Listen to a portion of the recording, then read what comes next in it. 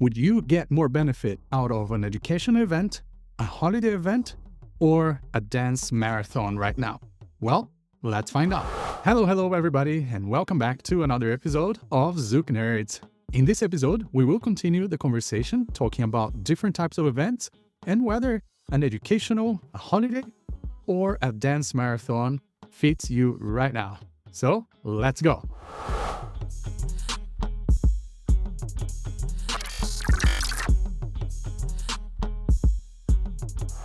Hello everybody, and welcome back. Today, we are going to continue the conversation about events. Last time, we talked about expo, retreats, and weekenders.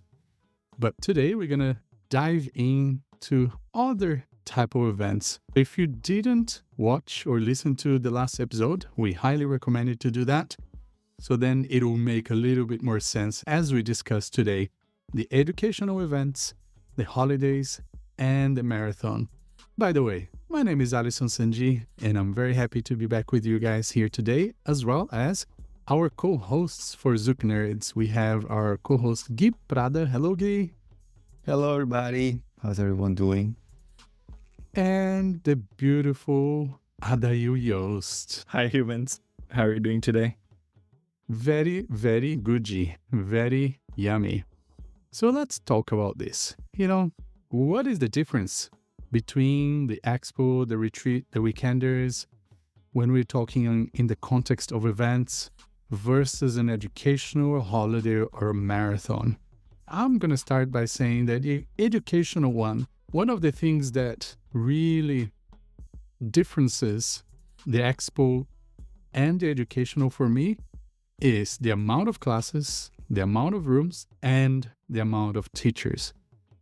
Not to say that they couldn't have more of a mixed variety, but the educational ones are usually the ones that have longer classes, less teachers, so then students can almost get the experience of a weekender with multiple teachers, but in a large scale. So yeah, maybe it's like a massive weekender where you get like 4 couples or 5 couples, but you get like 6-8 hours with each couple, which I think is a great way in between a weekender and an expo. How about you guys? Do you have any preference between those three? And what do you think about the educational versus expo? Yeah, it's a good question. At the same time, a tricky one, because all events, in a way or another, teach you something. They have an educational aspect and you will learn something. The educational events, I think, in this context that we are talking about, are the events that put more thought and time into the workshop experience, like Alison was saying, and less people, less instructors, more hours. So the workshops are not 1 hour long. They tend to be 1.5 hours, 2 hours. Sometimes we have 3 hours with the same couple. And also, in some of the educational events, you have a formal selection process for the higher level classes. So they guarantee that the people with more experience will have a chance to learn with each other. Because in these big events, it's very common that classes are open level, and most people that are in class are not at the same level, of course, because it's open, and which keeps sometimes the more experienced people away from classes. I remember this being something very common back in the day, where we were having this for 10 years already, experienced people at the studio, and we would go to larger events. We would not feel inspired to go to classes because we did not have a chance to do the class with each other unless we would say, we're not going to switch partners. We're just going to stay with each other here. And in these events that offer this opportunity, I think it's a great way for those who want to learn from a couple but are not wanting to do an open level class to go there and have the opportunity to do that. So I think the educational event provides more opportunities for more people of all different levels of experience to learn. I think that's one of the biggest features of the educational ones. Yeah, I agree with you too on that note. And as Guy was saying, I think some events now, for example, are bringing the same experience that you just mentioned, Guy, to some of the more advanced classes. For example, Brazuki and Portugal Zouk Fest is the recent events that I remember that have this. Now that you sign up with a partner for the advanced workshop, so you are bringing the talent that you want to on that class with you. And I think this is a way that we can start offering for students an opportunity to do classes with people that they want to be there or wants to be on the same level generally. Because when you don't have the necessity of the rotation, you can focus on who would you like to learn this content with? Who would be the best partner for me to learn, for example, Lambada from Iago and Vanessa? And who would be the best partner for me to learn Comfort and Embrace with Guy, for example? So I think this opportunities definitely helps. Canada, as we mentioned before, they have the selection process of who goes to advanced, usually first on a Jack and Jill style, and then the participants also vote on comfort and how the partner feel, how the leading feel, how the following feel. Also, they have an opportunity, if they don't get accepted right away on the visual node, to ask for a retrial with the teacher so the teachers can actually feel how the student is. So I think that's the main process of these educational events. Most of the times also they try to have a more balanced ratio classes, which is good for the rotation, so you don't have a class with 10, 15 leads just waiting or followees waiting for a rotation to happen. And then on a big expo, as we mentioned, if you have only a 15-minute class and you have to wait half of the time of the class that you're not practicing because you don't have a partner, then the value of the experience diminishes a little bit, right? But I agree with you guys. I think having this focus more on the class aspect of the event, not that we're not going to have the other things, Jack and Jills and socials and everything, but focusing more on time of the class and how much the teachers are giving on this educational contest matters a lot for this type of events. Yeah. I think the nature of events nowadays are being more and more blended into each other. We have things within things more and more. So you can go to an expo and choose to have an educational path in this expo because there's an opportunity for you to do that. You can, if you want to skip all the socials, you can, if you want, just go to these classes and these intensives and these boot camps and these leveled classes and take the most out of it and schedule with someone to dance with in the afternoon, which what I've seen happen sometimes in the events where I see people with the speaker dance with each other. So that's totally an opportunity as well. So I think we have been lucky enough to have organizers that are thinking more on different paths that people can take when they go to their events. Because I cannot think right now on a purely, what would be a pure breed educational events where that's the sole focus. The only one that I can think about was the DC Zouk camp that we did here in December 2021. I don't know if Alison remember, that we had no socials. It was just a practica. And it was 17 hours in one weekend. And people finished those 17 hours with wanting more. So that was like a very eye-opening experience for us. Because when you offer people constant learning in this way, with variety of things in solo work, partner work, with challenges, with sequences, with things for them to solve, they finish all these hours still with energy. They go to bed early, they come back.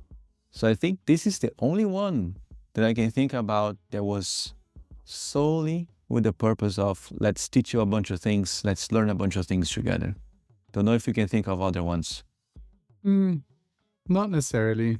Yeah, those events that are purely just for the learning and the classes, they're few and rare. And I understand, a lot of the people in the dance community, they want that social dancing interaction, not just the classes.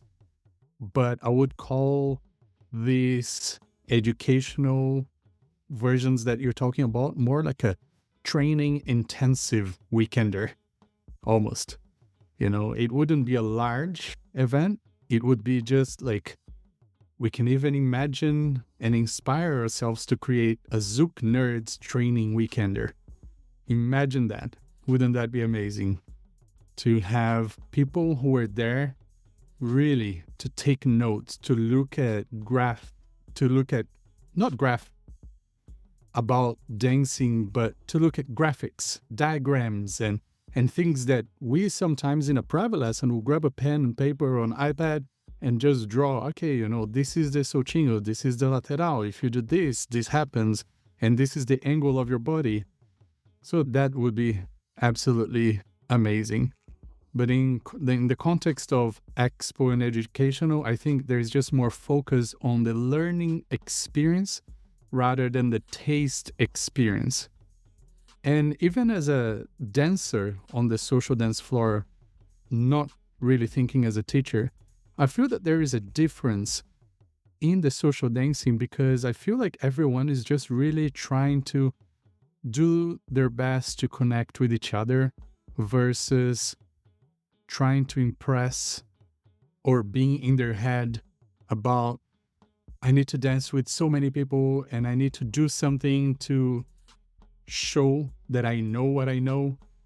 I feel like in the educational events, you feel like you dance with people and people are just happy to take it easy and to enjoy it instead of, rush and get that sugar high. Now, going into talk about holiday event.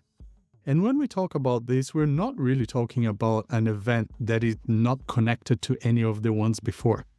Because it could be a holiday style weekender, holiday style retreat, expo, or educational.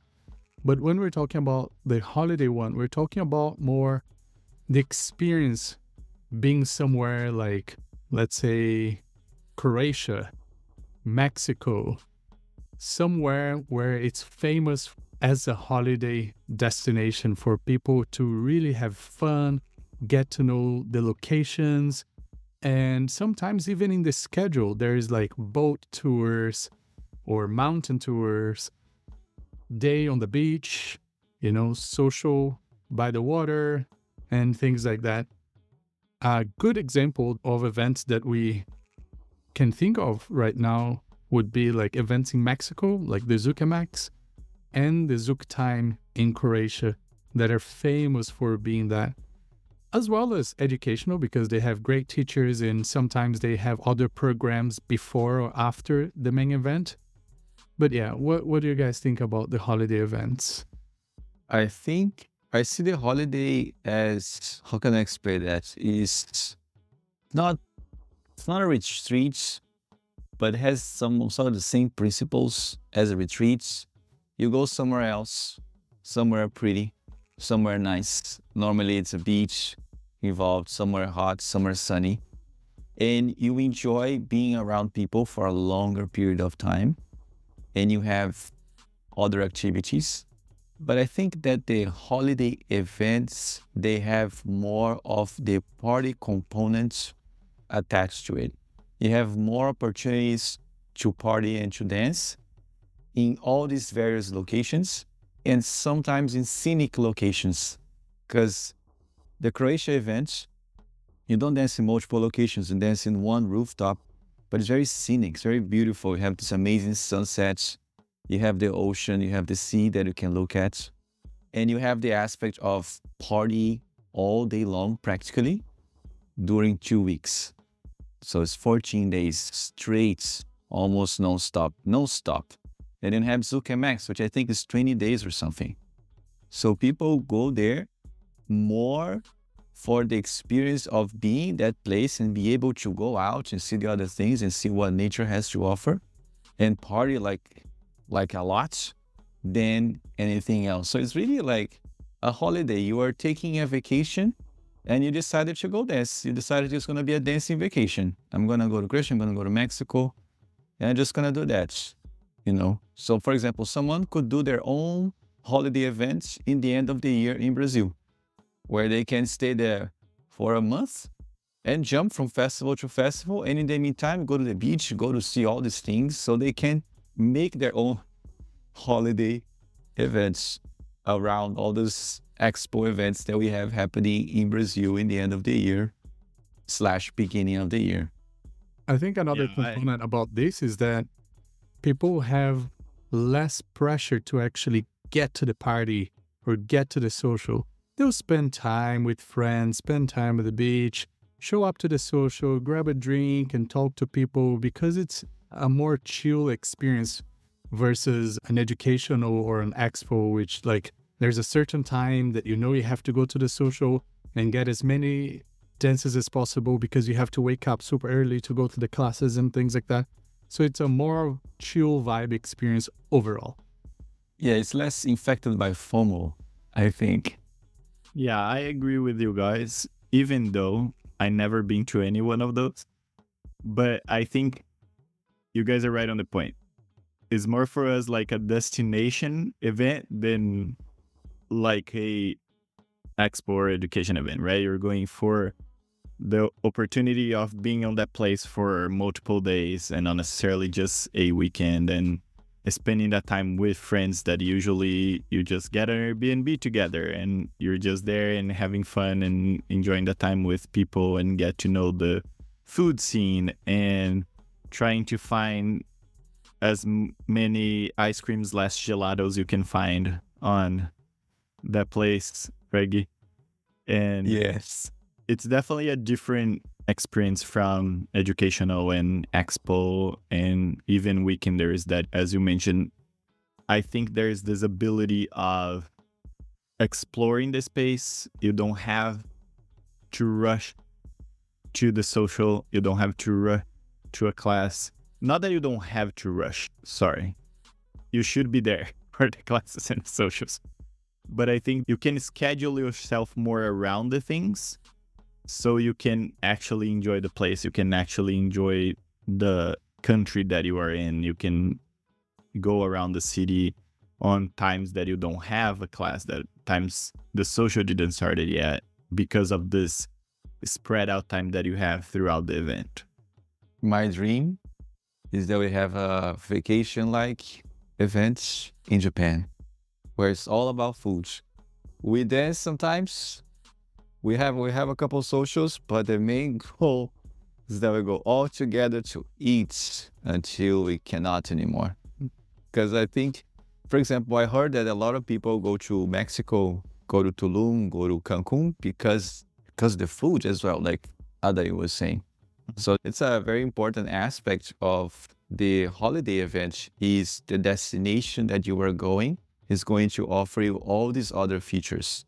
And food is one of them. So I'm just putting out there, if anybody listening wants to put together an event in Japan for us, or even Taiwan, let's talk to Glenn or Magda. Let's organize a holiday event in Taiwan so we can go hiking and eating. Not Addison. Oh my Addison doesn't God. like hiking very much. But Well, it's in real life. I like, is there a version of like glamping for hiking? Camping and Glam- glamping. I like to glamping, like luxurious camping. Is there something like a chill, luxurious hike, like 45 minutes, 1 hour at a regular for sure. temperature? Oh, I'm for just sure, not for going to sure. do a 6 hours hike and then go to a social. Absolutely not. That's all. And also, like, to be honest, my thing with hike is just that I'm so scared about hurting myself. I'm always scared of hurting myself and thinking, oh my God, I'm not going to be able to teach or social for like a week or 2 or 3. So the thing about hike is really being scared of hurting myself, or even going to the beach and being scared of hurting myself. Bro, I understand that. And I think good gear is the way, especially the shoes. If you get a good hiking shoes, you're good to go. Because I also feel scared of spraining ankles or something like that. And I realize if I have the good gear, the good shoe wear, we're good to go. And Alright, now next that we're time in talking Taiwan about then. this, yes, next time in Taiwan. And now that we're talking about these things, I think that the two example of holiday events that we have, they involve a very similar feature, which is sun and water, beach, you know? So I don't think it will be interesting to see a holiday event that is maybe centered around something else. Centered around, let's go eat the food or let's go walk around. So just very curious about that now, how that would look like. Maybe I'll try to organize something like that. I think it would be amazing, to be honest. I think it could work, like we mentioned, Japan, Taiwan, or maybe another location. I think Even that would be Australia. pretty amazing. Yes. Australia, you gotta go to the wineries and the cheese and the chocolate. Oh, so good. So Bougie, good. bougie holiday events. Yeah, for sure. Yeah. I mean, like, And- you don't really have to spend money because you can do wine tours all day and you spend no money because you just taste wine the entire day and you don't pay for anything. That'll be perfect for me. I'm down. Totally down. All right. So the Yes. other event type that we want to talk about is something that I'll be very honest, I don't have an experience with because I don't think I've ever been to an event that is entirely a marathon. But I know you guys have. So let's talk about the marathon. I'll just give this to you guys so you can talk about it. And then maybe I'll share my experience from someone who hasn't been to one, but have heard a lot about it. All right. Yeah. I'm going to say I personally love marathons, especially from that point what Guy was saying about the other type of events. I think the marathon, you have a chance to enjoy social dancing with the most amount of people throughout a weekender, because depending on the marathon, you have social dancing from like 12 p.m. to 4 a.m. So you have a whole day of just social dancing. Also, I think the FOMO part of it from the social aspect of events vanishes a little bit because you have all this time to be dancing. So you're not like, oh, I need to get there at 12 a.m. so I can have 3 hours of dance and nonstop and find the people that I like. So you have a more opportunity of having a more chill social dance event, even though you don't have the education aspect of it. But we can all agree that I think marathons are a good complementary event to the other events that we have, where you can put in practice things that you have been learning on other events and things you're practicing at home, and you just go and enjoy your social dance with the people that you like and having fun. Also, I think it takes a little bit of that experience that sometimes you have on events, in congresses and events in general, that you get to the social dance and people are trying to practice the move that they just learned on the class, like the class that just happened. So they're just trying to practice that move over and over again, or they're trying to practice for the Jack and Jill without setting the expectations to their dancing partner. And I think it takes it off that pressure of practice mode. This is my practice time. I'm going to put in practice on the social dance floor what I just learned. So I think it creates a more truly social dance vibe, like we would have, for example, on our Domingueiras in Brazil. You would go to somewhere on a Sunday afternoon and you just enjoy a good social dance throughout the day, and you go home and you're great. It's a really good, fulfilling experience, at least for me. What do you guys think? Yeah, I have been to one marathon so far in my life, I think. Because I think I have been to marathon, like Addison was saying, not a full marathon event. There was a marathon aspect on one side and there was the other things happening on the other sides. A full-on marathon I went to once, and I will go in for my next one, my second one this year. And it was maybe my top 3 events ever because I felt less tired overall. And then I realized how much sometimes the normal events with workshops and the social and the other components of it, they drain your energy in a very interesting way. Sometimes you have just one class that day, just 1 hour class, but somehow that 1 hour consumes 5 hours of your day in preparation, sleeping, getting ready for the anxiety, da-da-da-da-da. Marathon has none of these things. So I realized I was able to dance for 10 hours. And by the end of these 10 hours of dancing, I was not dying.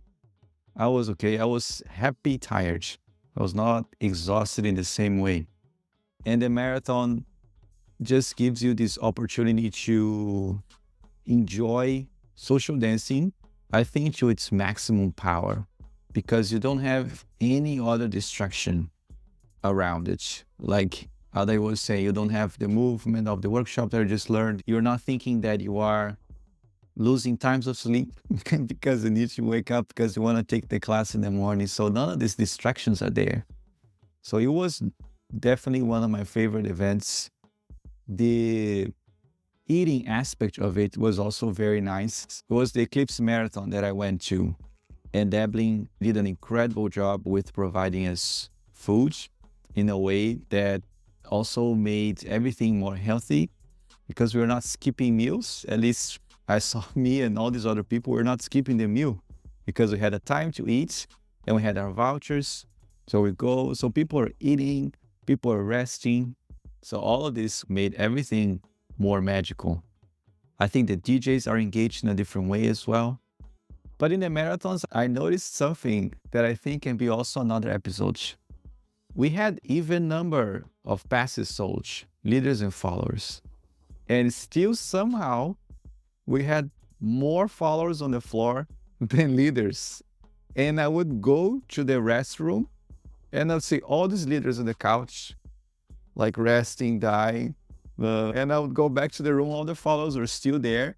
And I would be like, man, how is that possible? We have even numbers of passes sold, but we still in the room here, so many more followers. So that's something that I think would be interesting for us to talk about someday, that I noticed in the marathon in this situation, because there was absolutely no other distraction but social dance itself. So yeah, that's my experience with marathon. I'm excited for my second one this year to really just feel just the social dancing and only the social dancing. Yeah, from my point of view, I see the marathons as this place where there's less pressure, right? And whether you are a regular teacher or a social dancer or work with event organizations, community building, when you think about an expo event, for example, I'm talking as a teacher, but also as a dancer. You have to put yourself into a certain mindset for the classes, and then a different mindset for the competitions, and then a different mindset for just chilling and hanging out, and then a different mindset for social dancing. I don't know if that's easy for most people, but for me, it's so difficult. You know, the way my brain works is very much I need to stay focused. I even struggle to do like admin day mixed with teaching day. I try my best, but on the days that I'm teaching, my admin suffers terribly. So I much rather be, for example, teaching for 10 hours in one day, and then the next day or the next few days, just do admin, admin, admin, admin. Because that switch takes more energy than if I just do one thing the entire day. Like doing 4 hours of admin and 3 hours of classes gets me more tired than if I was 10 hours of classes on my feet. So yeah, I see the point of like being less tired when you're social dancing because you're not switching gears or switching brains as much. There are events where by the time I get to the social at 10 or 11 p.m., I've already done 4 different jobs on that day. and I've already been working for 10, 12 hours.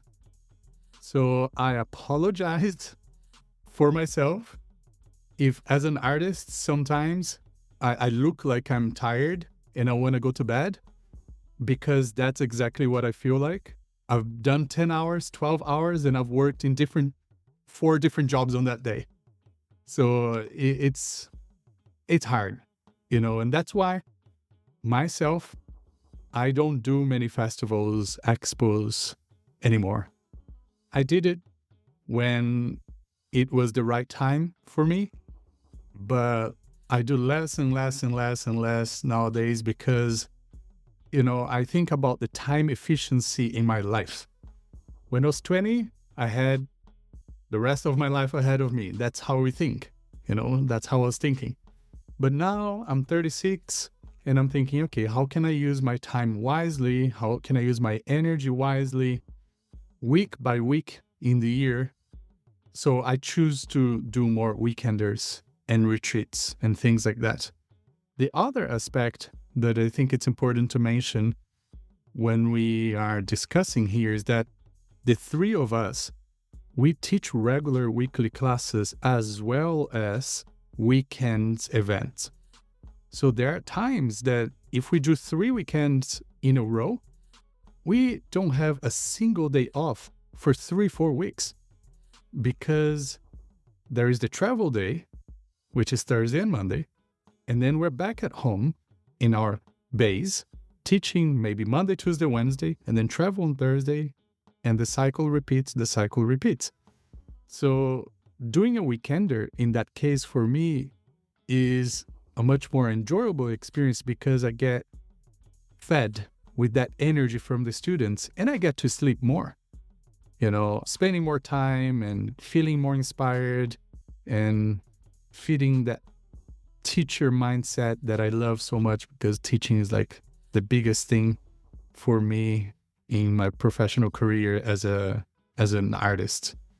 If I could, teaching was the only thing that I wanted to keep if I had to give up everything else.